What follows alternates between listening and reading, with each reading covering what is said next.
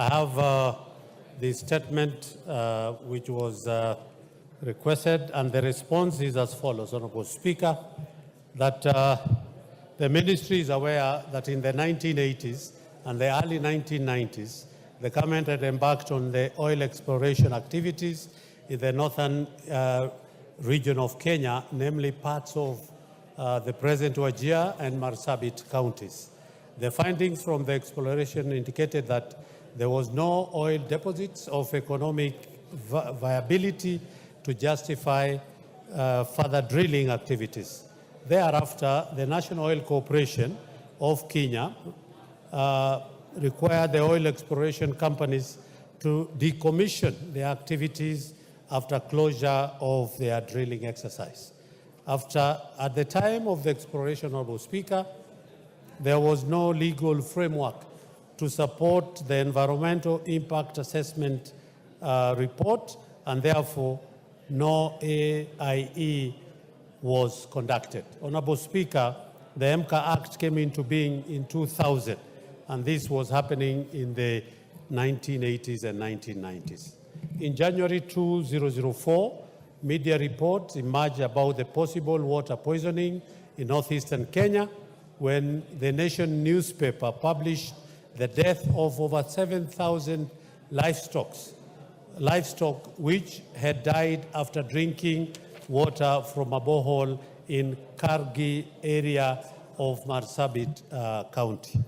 Honorable Speaker, the committee collected water, the committee that had been formed collected water samples from the boreholes and wells for the affected region and conducted scientific investigation which revealed that the water contained elevated levels of nitrates and nitrates above those permissible for drinking. Honorable Speaker, further studies were carried out in a water sample collected from shallow wells and deep boreholes in Kargi village, and as well as solid samples from the sites that were decommissioned by Amoco Oil Company, being Bellatrix 1 and Silas 1. Honorable Speaker, in their report, other than observing that proper decommissioning procedure had not been followed at Bellatrix 1, the expert concluded that there was no clear relationship between the presence of the two materials as at the well site, that is bentonite and bainite, and the contamination of water in the borehole and the shallow wells. Honorable Speaker, the report indicated that the radioactivity levels of bainite and bentonite at 0.104 and U-238 as a reference of which the permissible level set out by the Radiation Protection Board. Honorable Speaker, the committee therefore recommended that NOC organizes for removal and disposal of abandoned scrap metal and obsolete drilling chemicals as indicated in Annex 1. NOC engaged Habasari Technical Investment Limited to remove and dispose of the abandoned scrap metal and obsolete drilling chemicals in 2005, and later submitted a report on the same to the authority.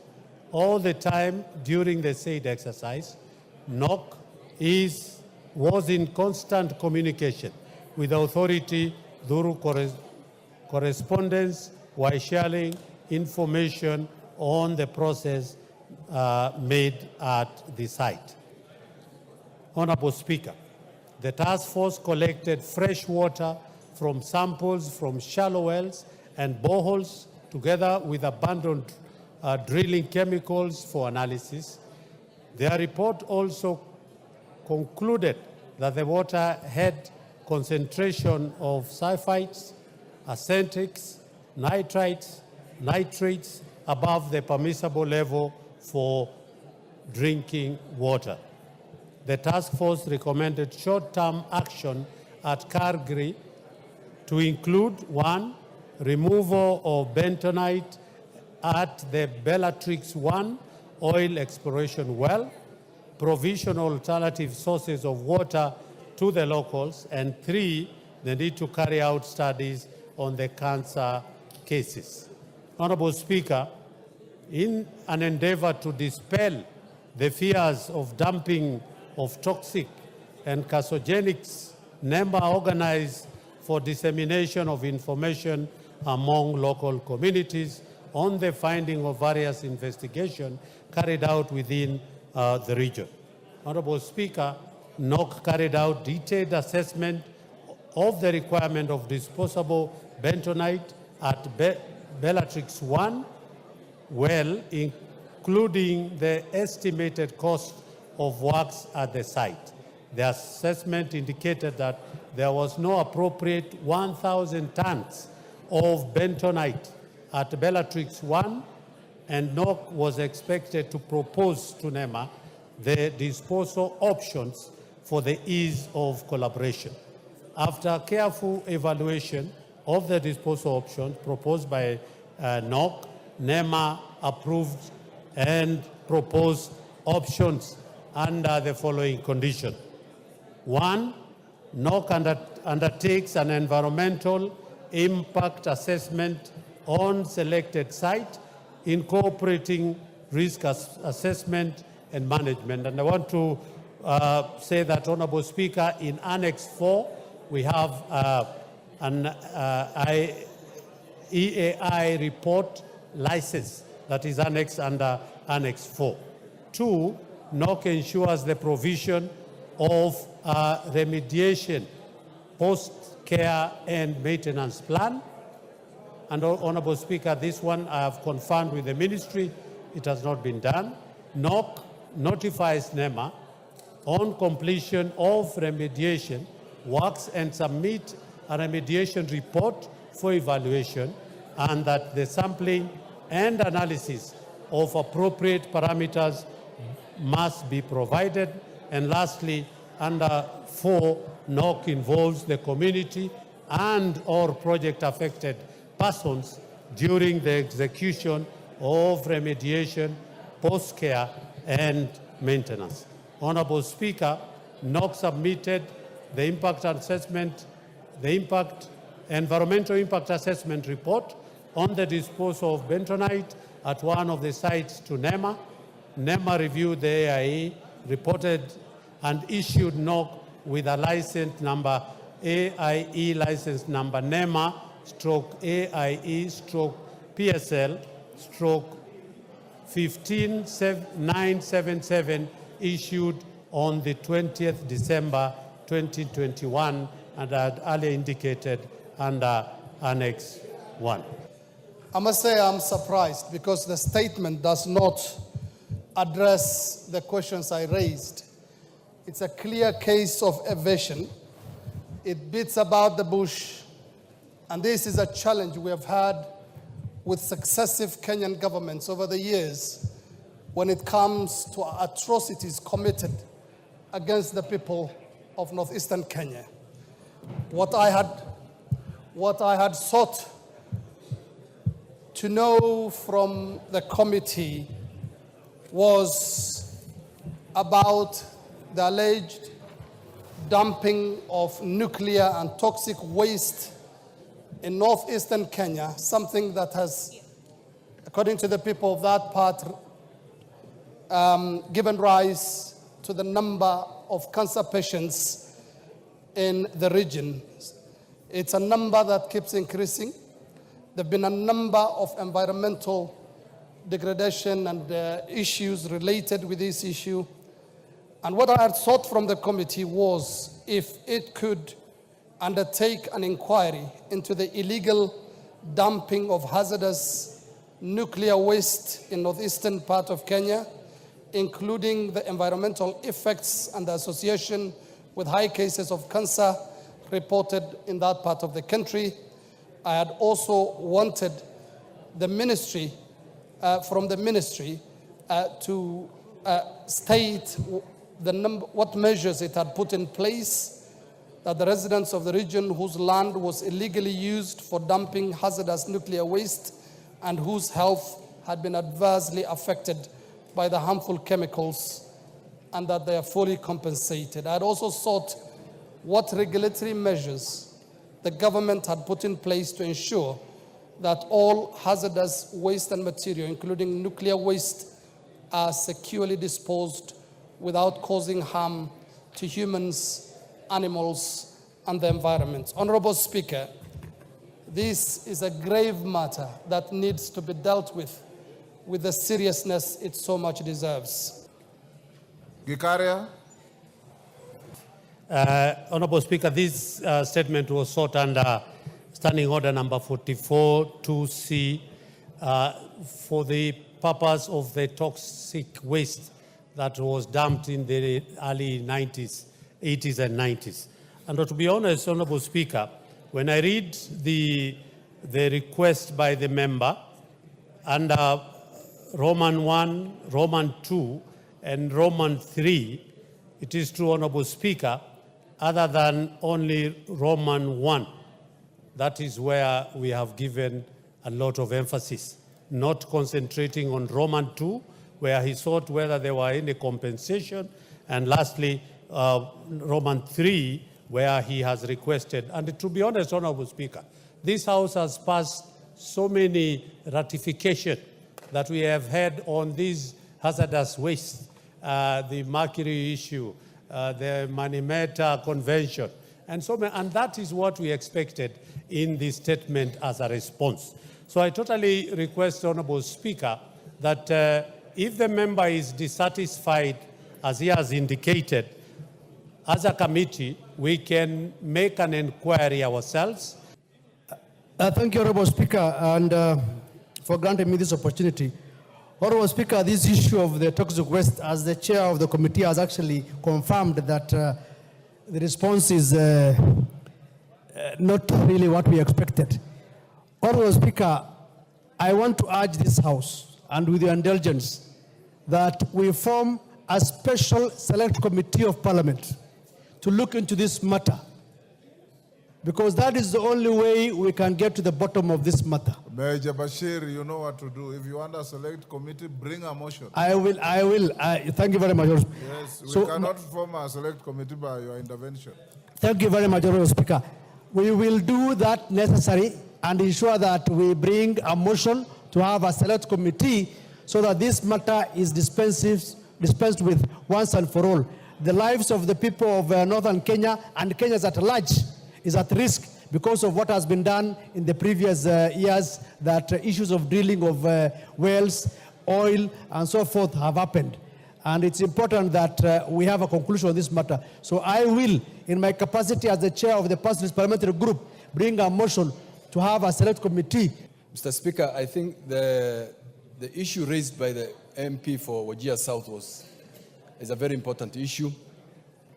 The chairman of the Committee on Environmental only dwelt on specific area of Kargi, and the issue was for northern Kenya. In my constituency itself, I have an issue of the same nature, where wells were dug, were drilled, and even if you listen to him, the report he gave back to this House is that these things happened in the late 80s and early 90s. But the environmental impact assessments were done in the year 2000, 2000 and even today, the last 2 years, 2021. I think this committee should have gone into details of every region in this of northern Kenya that had wells drilled, so that they come out with a comprehensive report on what happened.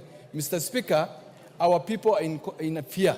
There's so much panic on this issue of because people already thought, they knew that there was a problem of cancer in the area, and now that when this allegation came, that there were actually toxic waste which were dumped in those areas, that has also brought up again another fear and panic into the society of northern region. Speaker, this is a matter that we've all lived to experience in terms of the impact that our people have encountered as a result of the waste that has been dumped in that part of the country, that is northern Kenya. Personally, we do have a number of people who are suffering cancer as a result of that, and it all happened between 80s and 90s. It is not something you can deny. It is something probably will require as a country to investigate thoroughly and put it to a conclusion. So even if we try to run away from it, we will not run away from this matter. We will keep experiencing burden in our health sector because it continues to affect us every other day. If you look at the number of people who are suffering cancer in that part of the country, it is so much that it should concern everybody in this part of the country, and we get into investigation to get to the bottom of the matter. So, Mr. Speaker, kindly guide us on the same. Mr. Speaker, when we came to this house, me and you, late 1992, as early as 1993, I brought up this matter on the floor of the House. And the most strange thing about this, and I really want to get the attention of my colleagues in this plenary, is that there were American soldiers, in some cases in uniform, who were moving around with drilling rigs, with very big containers that were in what you call vehicles, and everywhere where they were going to do the drilling of a borehole, they literally cordoned off that area. And the impression given is that these people are trying to drill for water to assist the community, but they will drill whatever they're going to drill, they put whatever they were going to put, and they cap it. And then, of course, this epidemic again of people around that place all ending up with cancer cases. Mr. Speaker, this thing has got a serious responsibility. At the time, I remember very well, the Minister for Energy was the late Biwott, Nicholas Biwott. I think there's need for us to get to the bottom of this thing. It's my considered conviction that serious money changed hands between outside countries and interests in outside countries and people who are in the system at the time from our own country. And it's because of that that people have decided to dump this thing, because it's easier for them to dump it outside. Seek a clarification from Gikaria. Yes. So my position to the chair is that can we lift the veil on this thing and get to the bottom of it? Get to the bottom of this, because if we don't, any government in place is going to do the same things to different sections of the country, and this problem will be with us for hundreds of years, if not thousands of years to come. Thank you, Honorable Speaker. Honorable Gikaria, Yes. did you visit the affected areas, or you just listened to public officers? Because listening to your statement is a total variance with allegations being raised by members. Did you visit the affected areas? Honorable Speaker, this is just a response which was given by the CS in charge of environment, climate change and forestry, signed by her. And the committee was, once we got when the statement was sought by the honorable member, it was taken to the ministry. So that is why I'd say it actually indicated that we are also dissatisfied with the going by what the request was done and the response. And some of the issues, the Honorable Speaker, I want to agree with the members, is that they are talking about cancerous issues. And when you put NOC, which just does oil exploration, and NEMA, which is just concerned with environment matters, without involving the Ministry of Health for them to be able to check what could be the cause of the cancer-related diseases, then I think there was. So as a committee, yes, Honorable Speaker, we didn't visit. This is just a response from the ministry. So I'll give you direction. Take time and interrogate that statement from the minister. As a committee, visit the affected areas and bring back a comprehensive report in the next 1 month.